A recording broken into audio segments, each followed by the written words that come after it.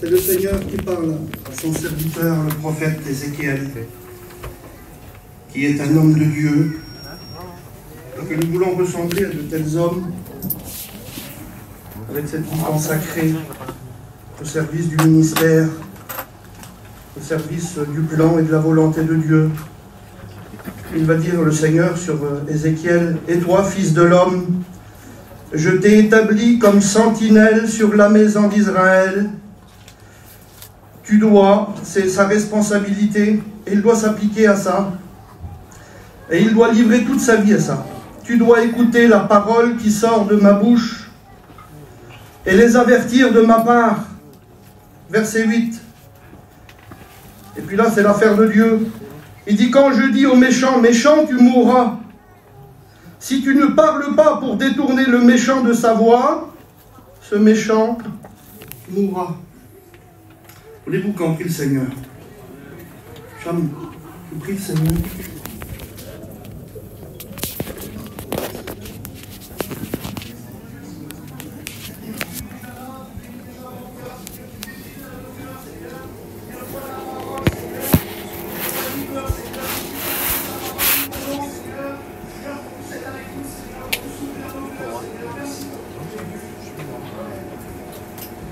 Amen. Gloire à Dieu. Mon but ce matin, ce n'est pas de prêcher longtemps, mais mon but c'est d'être efficace. C'est pas de l'orgueil, vous allez dire il est orgueilleux, non, c'est un désir. C'est ce que je désire. Et c'est ce que je voudrais. On est dans la liberté ce matin. On a passé une très bonne journée hier. On ne peut pas tout vous dire, mais on a passé une très bonne journée. Et je me dis, je suis en train de parler à moi, aux serviteurs de Dieu, pardonnez-moi, Église du Seigneur, si ces mots ne vous concernent pas, et qui nous concernent qu'à nous, les serviteurs de Dieu, je dis ce que je ressens, je le dis par crainte, je le dis par respect. Et c'est par crainte et par respect que je dis ce que je dis ce matin, que c'est important, ce que je suis en train de faire ce matin. Que c'est important de passer derrière le micro puis prêcher devant vous. Je trouve que c'est important, terrible. Parce que c'est ma vie à moi qui est derrière le micro. Là. Je prêche avec ma vie. C'est pour ça que j'ai peur ce matin. C'est ma vie. Je passe avec ma vie ce matin. Et comme je lis la parole de Dieu, Paul dit qu'on nous regarde comme des serviteurs de Dieu, parce que vos regards, vous nous regardez à nous. Et puis quand je passe derrière le micro, vous ne voyez pas qu'un pasteur qui vient de je ne sais pas où, moi, qui prend l'avion et qui vient de l'autre côté de la planète et puis qui prêche et qui repart dans la soirée chez lui. Mais on vit avec vous.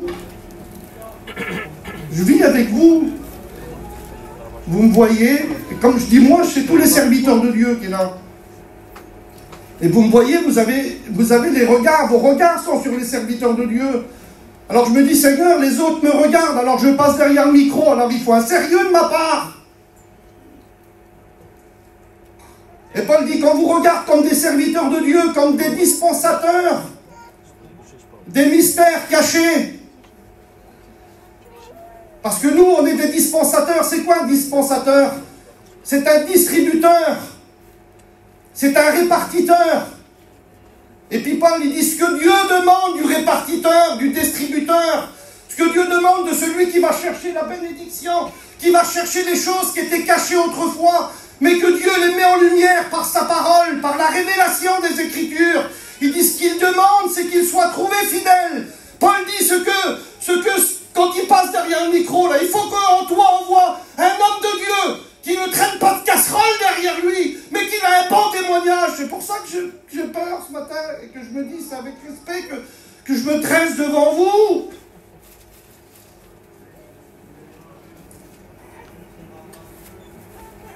On ne court pas après une prédication. C'est pas après une prédication que l'on court ce matin. Mais quand on passe derrière le micro, il y a un sérieux à mener pour notre vie. Tu vas dire, tu prêches pour toi ce matin? Oui, je prêche pour moi ce matin. Il y a un sérieux quand on arrive là. Il y a une vie à l'intérieur du foyer, mais j'y pense à tout ça. J'y pensais encore hier. Et j'y pensais encore ce matin. Parce que quand je prêche là, mais avant de prêcher, j'ai une vie dans mon foyer. J'ai une vie avec mon épouse. J'ai une vie avec ma femme. J'ai une vie avec mes enfants. J'ai une vie avec ceux que je vis là. Avec ceux dont là, en ce moment, où on est ensemble avec Larry. On est ensemble dans le terrain. Puis il y a tout le monde là. Il y a les rétrogrades dans le terrain. Et je vis au milieu de ce foyer. Et quand je passe derrière le micro, je prêche. Mais là, on me voit tous les jours. On me regarde. Mais comment qu'on me regarde? Comment vous me regardez, vous? Et comment vous me voyez? Et comment vous me jugez? Excusez-moi, vous n'êtes pas des aveugles. Il faut que vous me voyiez d'une façon. Alors, c'est pour ça que que Dieu vous bénisse ce matin. J'ai respect pour l'Assemblée, j'ai un grand respect pour l'Assemblée ce matin. Parce qu'on n'est pas ici pour dire des mots, puis voilà, on les jette les mots, et puis une fois que c'est terminé, la réunion, on vit comme bon nous sommes, et on vit n'importe comment. Ben non, on ne vit pas n'importe comment. Nous avons donné toute notre vie à Christ. Vous savez que ce que Paul disait? Il disait, Christ est ma vie.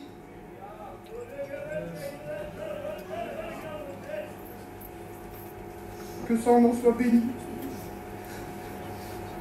Paul disait, puis là c'était l'homme du ministère, là. Quand il parle, Paul, c'est le ministère qui parle.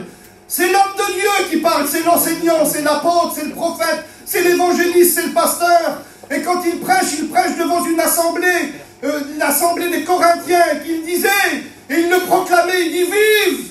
Il dit c'est Christ vivre.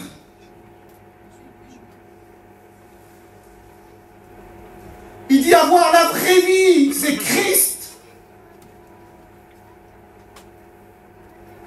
Ben, j'aimerais vous dire, avant de passer derrière un micro, avant de prêcher l'évangile, il faut que dans nos foyers, Christ est notre vie, et c'est tout. C'est trop important le ministère.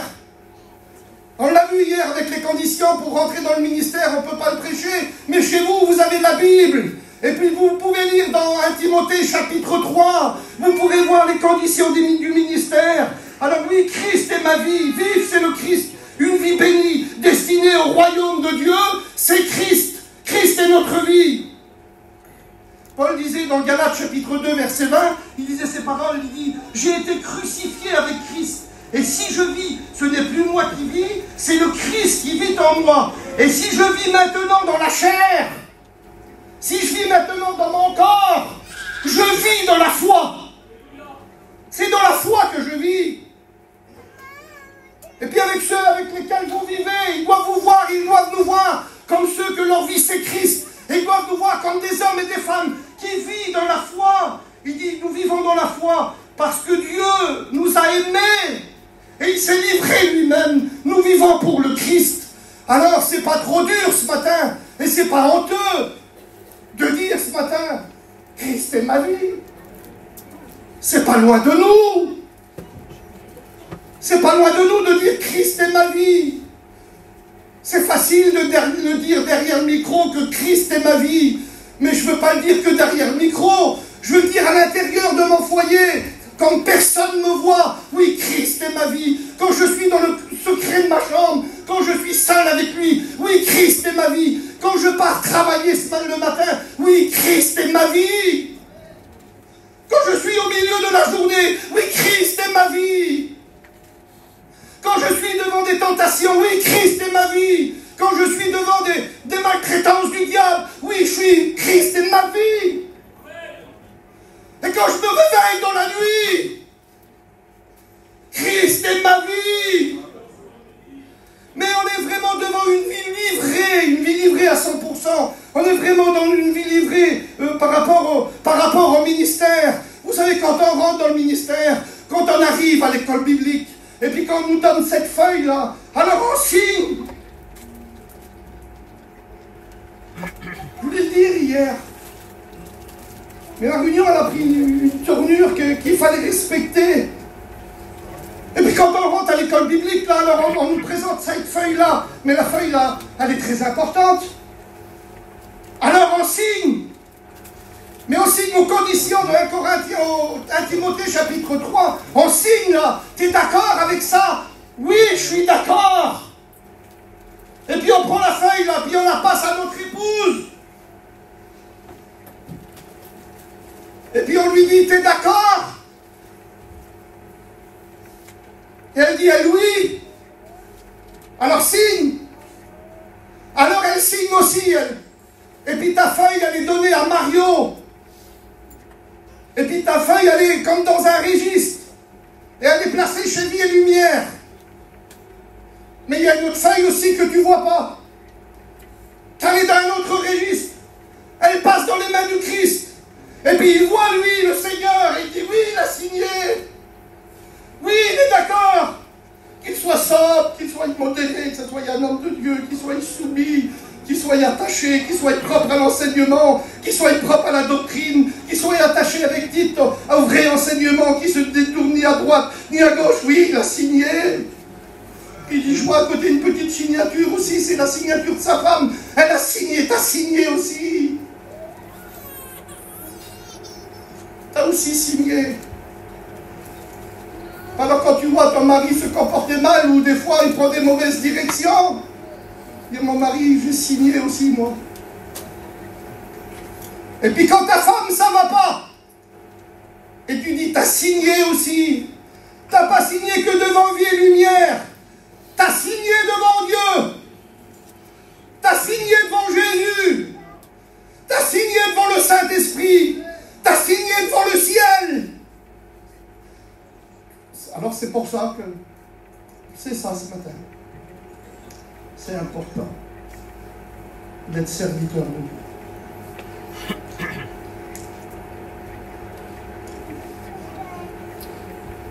Votre silence ce matin montre que ça vous intéresse, montre qu'il y a du sérieux. Et pas dit ce que Dieu demande du dispensateur, là. Dieu demande des choses. Dieu demande des choses à nos vies. Dieu demande des choses à nos cœurs. Il demande une certaine consécration, une certaine vie livrée au Seigneur.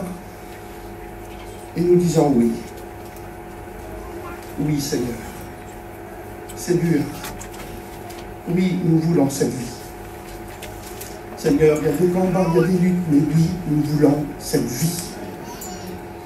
Et ce matin, comme tous les serviteurs de Dieu font, comme tous les ministères font, alors nous sommes des distributeurs, des répartiteurs, alors on va du côté de Dieu, on va du côté des Écritures, et puis on se met à étudier, à lire la parole de Dieu. Et le Seigneur, sur nos cœurs, ça harcèle là, sur nos cœurs, il place des messages, il place des mots, et des mots que nous devons transmettre à l'Église, parce que l'Église, elle a besoin de la parole de Dieu. Elle a besoin de comprendre qu'elle doit aimer Dieu. Elle doit comprendre qu'elle doit adorer, qu'elle doit servir Dieu seul. Tu adoreras le Seigneur ton Dieu et tu le serviras lui seul. Et là, la lecture que nous venons de faire, là, nous sommes devant avec un serviteur de Dieu. Nous sommes avec un ministère reconnu qui s'appelle Ézéchiel. Ézéchiel, dans la parole de Dieu, il est reconnu, il est placé, il est là comme une sentinelle. Il a été établi par Dieu pour transmettre les mots de Dieu. Et nous sommes là à notre passe pour transmettre les mots de la parole de Dieu.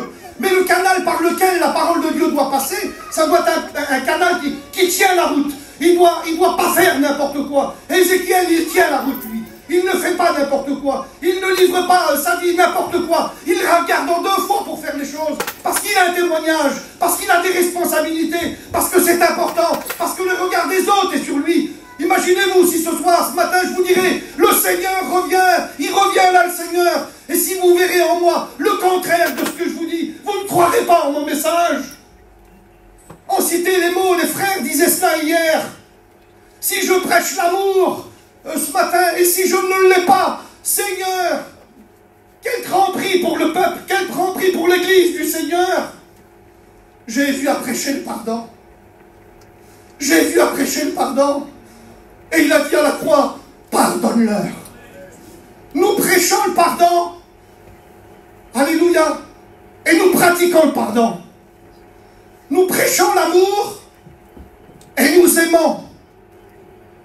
Nous prêchons de travailler pour Dieu et notre désir est tout entier à ce travail.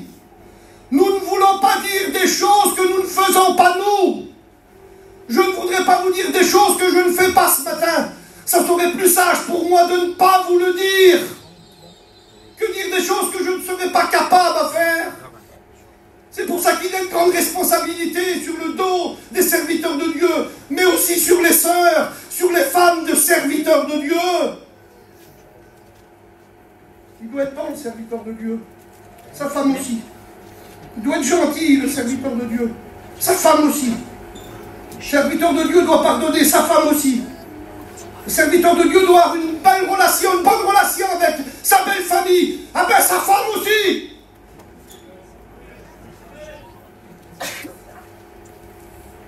Parce que si le serviteur de Dieu est regardé, son épouse, elle est regardée aussi. Je ne sais pas où je vais ce matin, mais je continue. Je ne sais pas le Seigneur où il veut nous amener. Ah ben, on continue ce matin.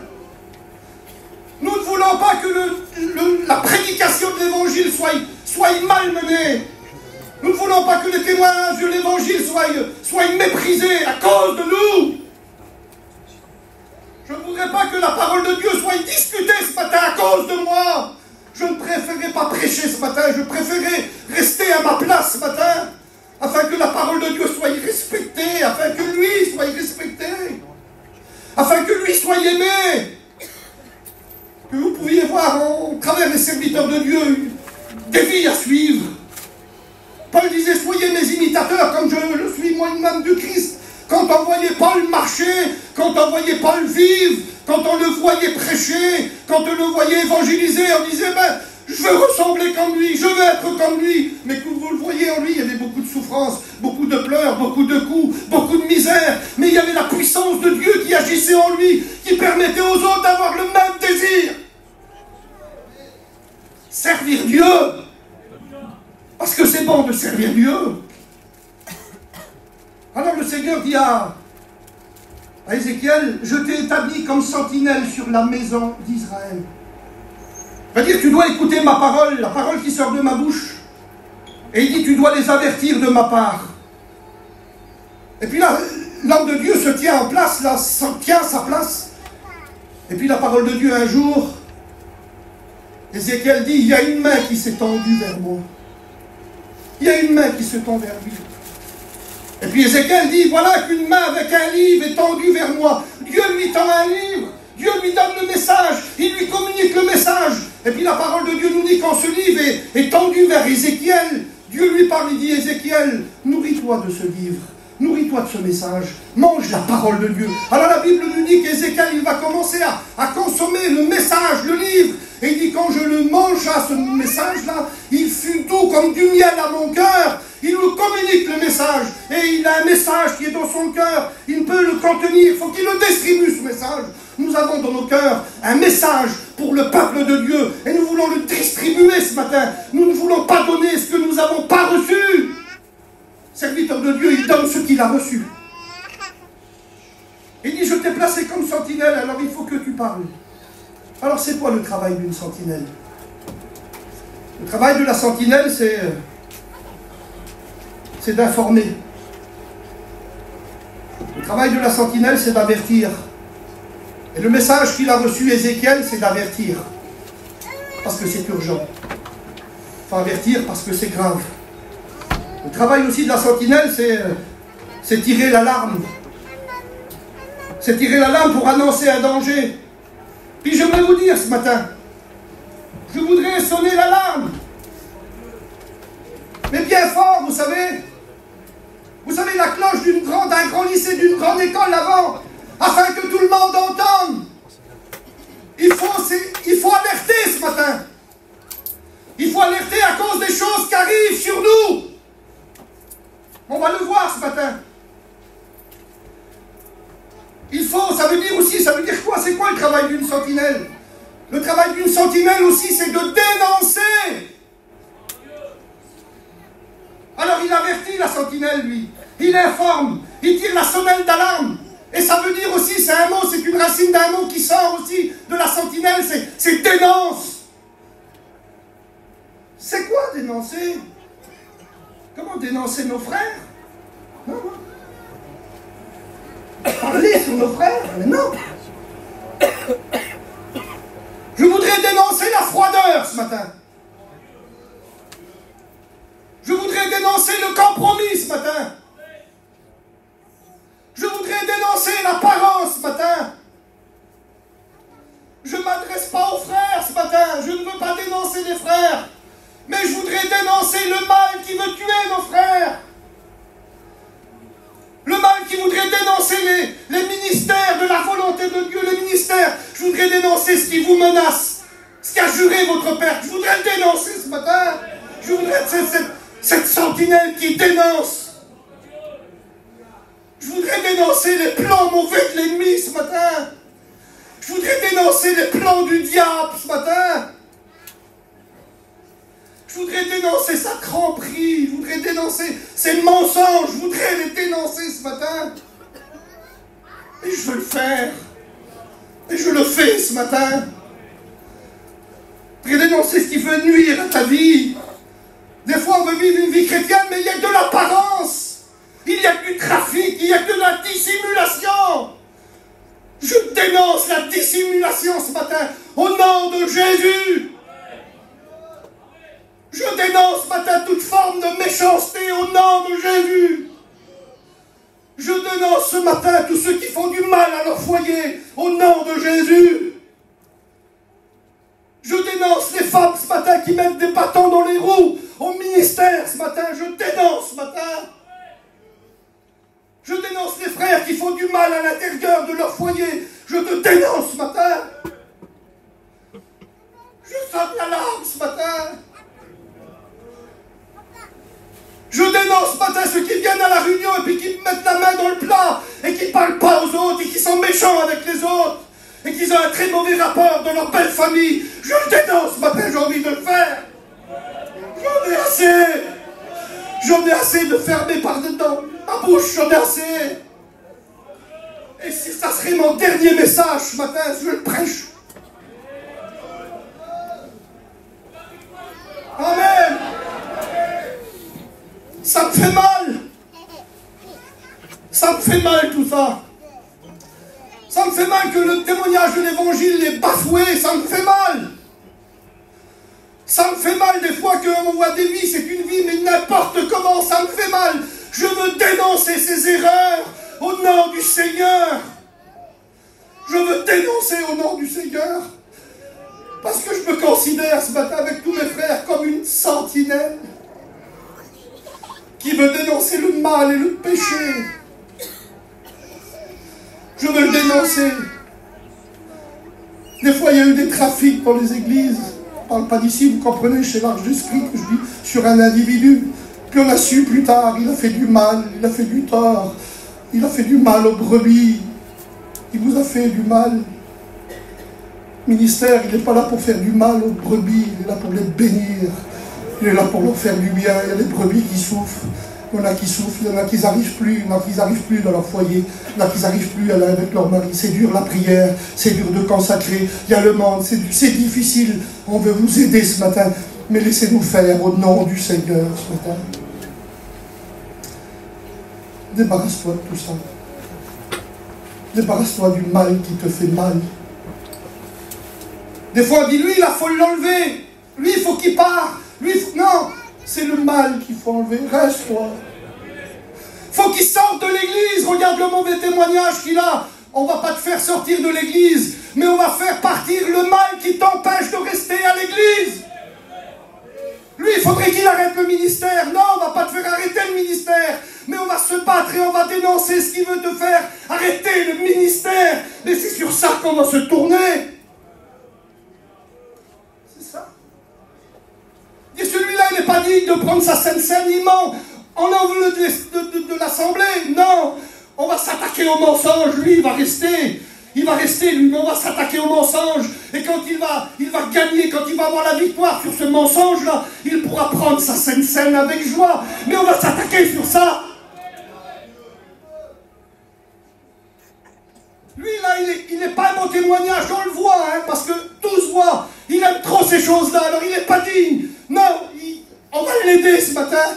On va combattre ça avec lui. On va lui dire, mais tourne tes regards à gauche plutôt, c'est pas bon là. Tourne tes regards vers le Seigneur et puis viens, tu verras, ça va changer pour toi. Tu verras, ça va aller mieux pour toi. Nous voulons dénoncer ça ce matin.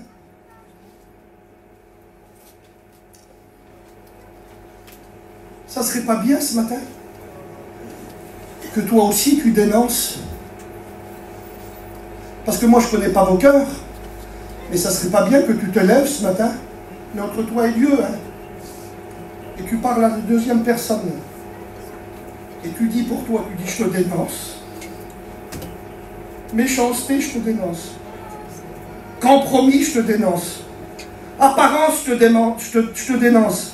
Esprit de froideur, je te dénonce au nom du Seigneur. Disparais au nom de Jésus. Mais vas-y ce matin. Esprit de faiblesse, je te dénonce ce matin. Esprit de paresse, je te dénonce. Dénonçons au nom du Seigneur. Tout ce qui veut faire du mal à notre vie spirituelle. Et là, il reçoit le message. Amen. Il reçoit le message. Et puis nous sommes là ce matin, comme notre responsabilité à nous, la responsabilité de la sentinelle, c'est de dire la vérité. Et nous voulons prêcher la vérité.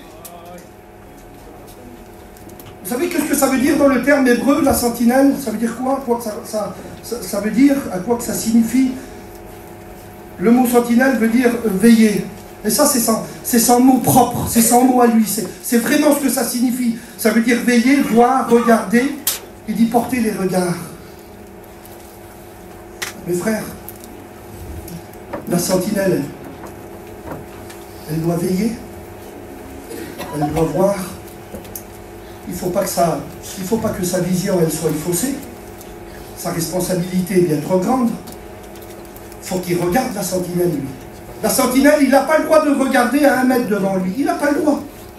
Il n'a pas le droit de regarder devant ses pieds.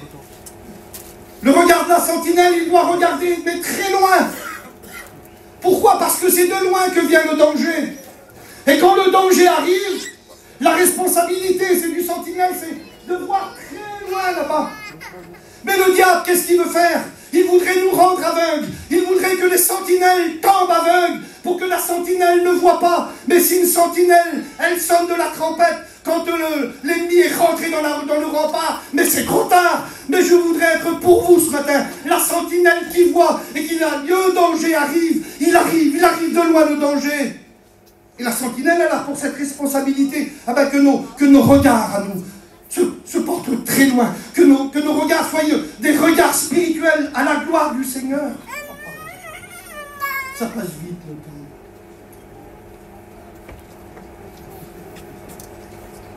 C'est une demi-heure, ça passe vite.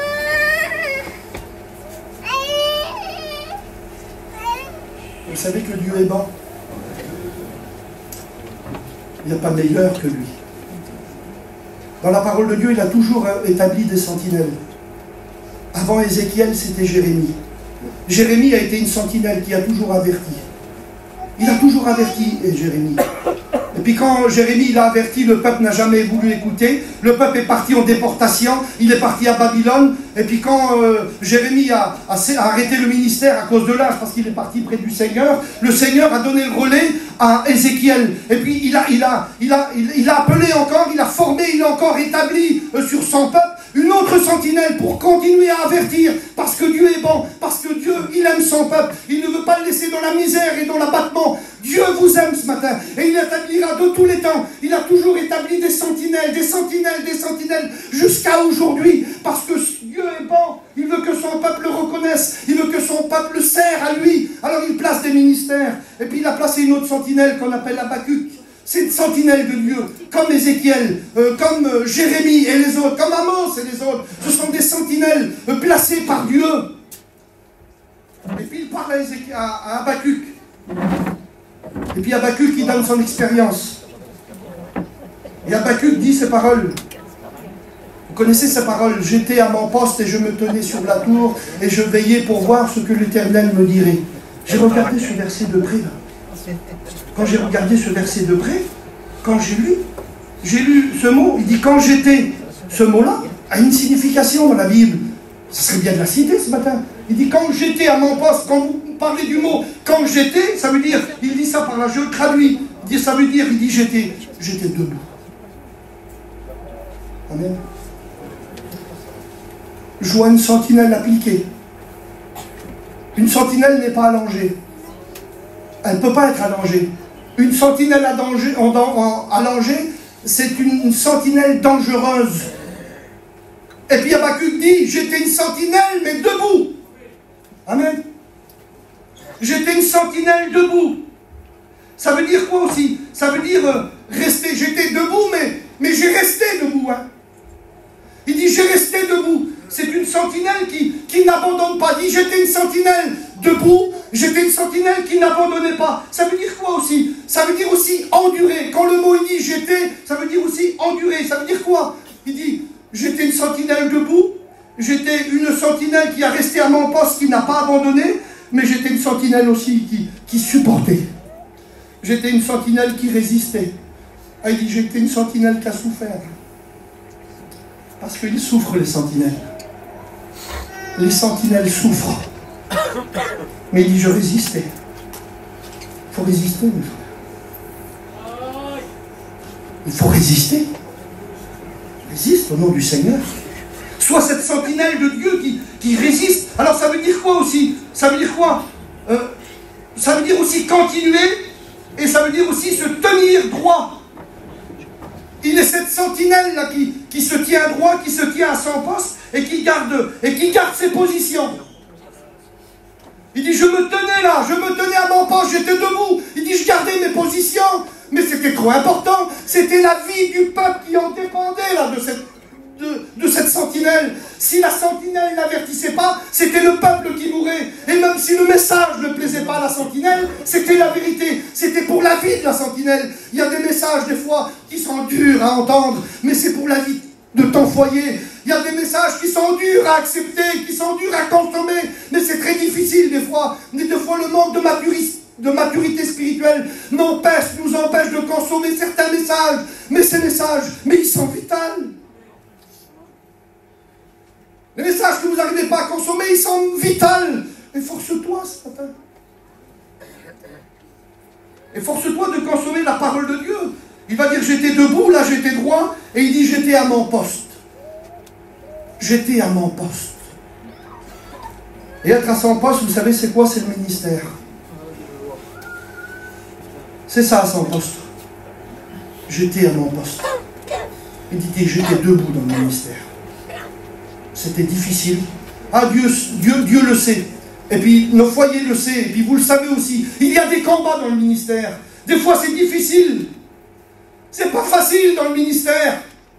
Des fois, il y a des combats que c'est difficile à porter. Il y a certaines situations familiales, des fois, que c'est difficile. Il y a des combats, il y a des luttes, il y a des épreuves. Mais reste debout. Reste à ta place ce matin. Ne te détourne pas. Mais reste dans la volonté que Dieu veut que tu sois ce matin. Mais reste à ton poste. C'est quoi les ministères? Il a lu les ministères ce matin, Samy. Le ministère d'apôtre, reste à ton poste. Le ministère de prophète, reste à ton poste ce matin. Le ministère d'évangéliste, reste à ton poste. Le ministère de pasteur, reste à ton poste ce matin. Il n'y a que Samy. Voilà. Samy, reste à ton poste. Les nouveaux pasteurs, vous avez été placés à votre poste. Que Dieu vous bénisse ce matin. Restez à votre poste. Quel beau poste. Quel beau poste être dans la volonté de Dieu. Il dit, je me tenais là. Je me tenais sur la tour. Je me tenais sur le rempart. Quand on plaçait une sentinelle, il fallait que la sentinelle soit sur une tour ou sur un rempart. Le lieu le plus haut de la ville. Mais c'est la spiritualité, ça. L'endroit le plus haut, c'est la spiritualité. Mais écoutez, mes frères, c'est pas le plus dur d'être sur la hauteur pour un ministère. C'est ce qu'il lui faut. C'est difficile de dire, vous comprenez, si on essaye d'expliquer les Écritures, dire frère, je ne peux pas monter moi au-delà de la tour là, elle est trop haute pour moi, et j'y arriverai pas à l'atteindre, tu vois, j'y arriverai pas. Si tu n'arrives pas à monter au-delà rempart, tu ne peux pas être la sentinelle. Si tu n'arrives pas à monter sur la tour, tu ne pourras pas être la sentinelle. Pour que tu sois une sentinelle, il faut monter, il faut gravir des échelons, il faut monter en haut là-bas. Il faut monter dans le spirituel, il faut aller chercher les hauteurs. Tu veux être une bonne sentinelle ce matin, alors gravis les hauteurs, passe du temps dans le jeûne, passe du temps dans la prière, passe des heures devant la parole de Dieu. Il faut que tu montes bien haut là-bas, parce que c'est la responsabilité du peuple qui en dépend. C'est pas la tienne, c'est pas pour toi le ministère, c'est pour le peuple. Il dit, j'étais sur la tour. Excusez-moi, ben c'est pas rare qu'un ministère est spirituel. Excusez-moi ce matin. Je ne veux pas mettre l'évangile beaucoup trop loin pour ne pas l'atteindre. Mais je ne voudrais pas mettre aussi l'évangile trop simple et trop malmené pour... Non, mais il y a l'équilibre. Il y a l'évangile, c'est tout. Il y a la parole de Dieu, c'est tout. Et puis il y avait tous les frères hier. Alors on était une 50aine de frères. Et puis je considère ce matin que nous avons besoin de monter sur la tour. Vous n'avez pas besoin, vous, d'être sur la tour? Il dit, quand tu te tiens sur la tour, le Seigneur, alors quand tu tiens sur la tour, tu es à ta place, toi. Tu es à ta place. Puis voilà, il arrive qu'il arrive quand on est sur la tour, et quand on est en haut, puis quand on attend, puis quand on reste debout, et quand c'est dur, des fois quand on persévère, et puis que c'est difficile, qu'on ne voit pas les choses, qu'on devrait arriver. Des fois, il y a des découragements, des fois, il y a des fatigues spirituelles. Et puis une main nous est tendue. Une main qui vient du ciel. Hein, Thierry? C'est difficile de rester à la place que Dieu veut nous donner, parce que c'est tellement difficile en bas, c'est tellement dur en bas, mais le Seigneur il dit, tiens-toi là. Et puis un matin, un soir, une après-midi, il y a un message qui vient. Puis le message rentre dans nos cœurs. Il rentre à l'intérieur de nous. Et puis il nous fait du bien. Le Seigneur, parce que quand on reçoit un message, même si c'est pas pour nous, même si c'est pour les autres, il nous fait du bien. Il remplit nos cœurs. Il répond à tous nos besoins spirituels. Et puis ce message-là nous donne des forces. Et ce message nous permet de voir loin. Et puis quand on voit loin, on voit l'ennemi. Et puis quand on voit l'ennemi arriver, alors là, Dieu nous donne la force de crier fort, en disant, voici l'ennemi qui arrive. Écoutez ce qu'il est dit dans la parole de Dieu. Écoutez. Osée, chapitre 8. Verset 1. Le Seigneur parle à Osée. Osée, c'est une sentinelle. Et quand il dit à Osée, il dit Osée. Il dit sonne de la trompette. Que vois-tu, Osée? Osée reçoit le message. Il dit sonne de la trompette, crie fort, Osée. Il faut que tout le monde t'entende, Osée. Mais qu'est-ce qui se passe? Et puis quand Osée sonne de la trompette, et quand Osée il parle, et quand Osée il voit de loin, là, voilà ce qu'il dit, Osée. L'ennemi fond comme un aigle sur la maison d'Israël. Je veux te dire ce matin que l'ennemi arrive sur ta maison, que l'ennemi voudrait détruire ta maison, que l'ennemi arrive sur ta maison ce matin comme le destructeur qui veut arracher, comme un aigle qui descend et qui prend sa proie et qui veut arracher sa proie. Le diable veut te détruire ce matin, mais la sentinelle est là pour t'avertir. Fais attention ce matin. Le diable veut te détruire, mais Dieu est là. Dieu veut te faire du bien. Dieu veut venir à ton secours ce matin. Nous sommes des sentinelles pour avertir. Je vais terminer, le temps passe vite. Croyez que Dieu est bon? Vous croyez que le Seigneur peut nous en sortir de toutes les situations les plus difficiles? Le Seigneur parle à sa sentinelle, il s'appelle Jonas. Et puis il lui charge d'un message. Vous connaissez l'histoire, Jonas ne veut pas y aller. En conclusion, le Seigneur bénit Jonas, il règle ses affaires avec Jonas, et puis voilà que Jonas est là, et il lui donne un message. Il dit, va parler à Ninive là-bas, et puis va leur dire que dans 40 jours, la ville est détruite. Ce que Dieu dit, c'est vrai. C'est vrai ce que Dieu dit. Dieu allait détruire la ville.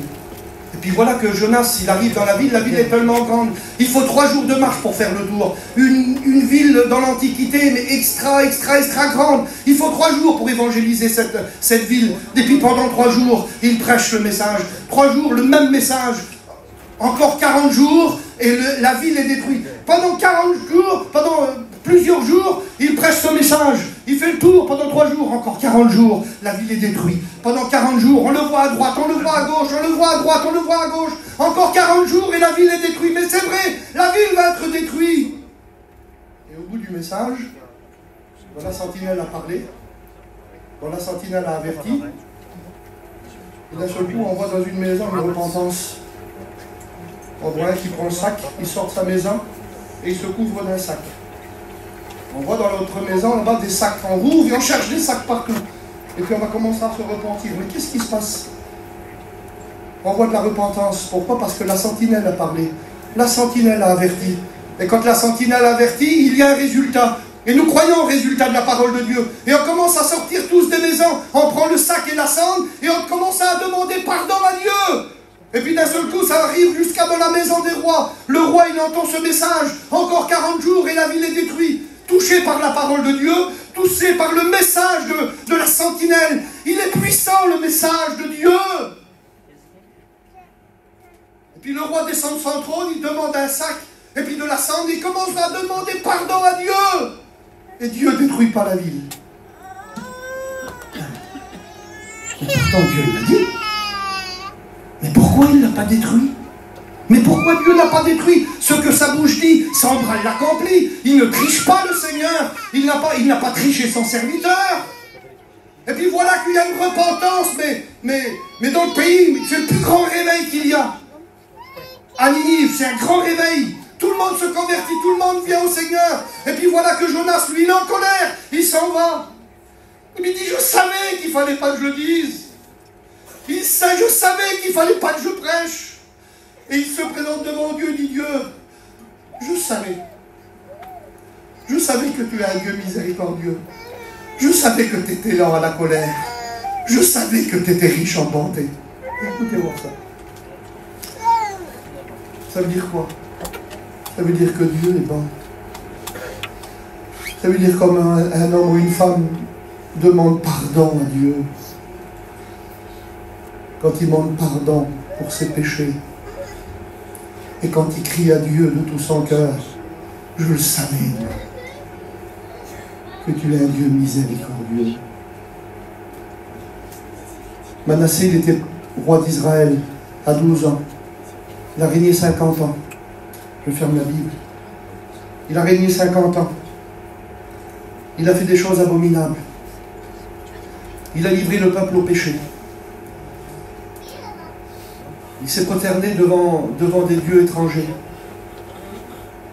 Il a offert ses fils en sacrifice aux dieux étrangers. Il a introduit dans Jérusalem des sorciers, des sorcières, ceux qui disaient la bonne aventure. Il a introduit dans le peuple de Dieu ceux qui parlaient avec les esprits. Il est arrivé dans le temple à Jérusalem, il est rentré à l'intérieur et il a fabriqué, vous savez, des dieux étrangers. Et pourtant Dieu avait dit à Salomon, ici ce sera que mon nom qui sera proclamé, on priera que mon nom. Et Manassé, il est rentré dans le temple, il a apporté des dieux étrangers, il a apporté la confusion à Jérusalem. C'était le péché, mais à outrance. Et puis un jour Dieu est venu vers Manassé, il lui dit, Manassé, fais pas comme ça. Et Manassé a ignoré Dieu, vous savez, c'est l'expression biblique. Il a ignoré Dieu, il s'est tourné, il n'a pas fait cas à Dieu, il a repoussé Dieu, mais tout Jérusalem était rempli de péché et de misère à cause de Manassé, et Manassé ne voulait pas revenir sur sa décision, il était plongé dans le péché, il était plongé dans l'erreur. Et la Bible dit qu'un jour il s'est trouvé dans la détresse. Ce qu'il a fait, il a fait Manassé, je vous le dis de la part du Seigneur, c'est très dur à pardonner. C'est très dur à pardonner ce qu'il a fait Manassé. Mais il s'est trouvé dans le besoin un jour. Il se trouva dans la détresse. Et là seul dans sa prison, la Bible dit qu'il avait des chaînes d'airain sur lui. Il était dans les fers. Il va commencer à se tourner vers Dieu. Et si moi j'avais été là dans la cellule, je me dis, mon Manassé, tout ce que tu as fait, je ne sais pas comment que ça va aller pour toi. Mais il s'est renfermé dans sa prison. Il a dit, Seigneur, j'implore ton nom. Dire, Seigneur, pardon pour tout ce que j'ai fait. Pardon, Seigneur. Bénis-moi. Il était à Babylone, renfermé dans une prison, attaché avec des fers, et puis des chaînes d'airain. Il a dit, pardon. Le verset dit, et Dieu se laissant fléchir. Quand j'ai regardé ce que ça voulait dire fléchir, je n'ai pas trouvé manquante. Fléchir, ça veut dire quelqu'un qui abandonne. Dieu n'abandonne pas. Fléchir, ça veut dire aussi celui qui tourne le dos, celui qui est déçu. C'est ça, fléchir. Mais c'est pas Dieu, ça. Parce qu'on ne fait pas fléchir Dieu. Personne ne peut faire fléchir Dieu. Mais ça veut dire ça. Quand un homme demande pardon à Dieu, et quand le mot là arrive, Dieu se laissant fléchir, c'est le symbole, vous savez, que Dieu se courbe. C'est le symbole que Dieu tend la main. Vous voyez, c'est comme si qu'il est là avec un jugement, il dit tu vas mourir, son bras ne change pas, tu vas mourir, c'est la sentence, c'est sa justice. Mais Dieu se laissant fléchir, alors vous voyez, c'est ça.